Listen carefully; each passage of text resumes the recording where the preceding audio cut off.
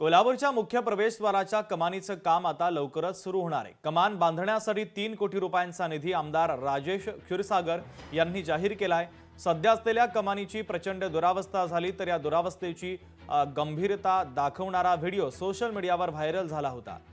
तर आमदार क्षीरसागर यांच्यासह अतिरिक्त आयुक्त रविकांत तडसोड यांच्यासह पालिकेचे संबंधित अधिकारी यांनी प्रवेशद्वाराची पाहणी केली आणि त्यानंतर हा महत्त्वाचा निर्णय घेण्यात आला आहे।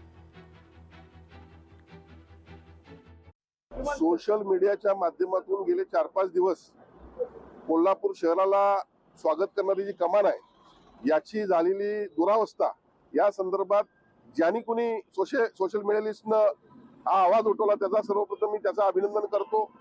याची दखल घेऊन तातडीनं आम्ही सर्वांनी अधिकारी असतील यांनी या ठिकाणी व्हिजिट केलेली आहे।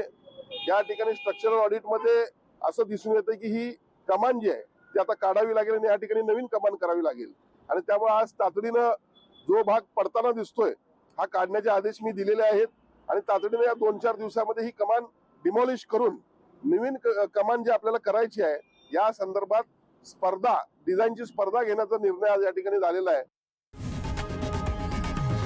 लोकशाही मराठी ऐका, पहा, जागरूक रहा।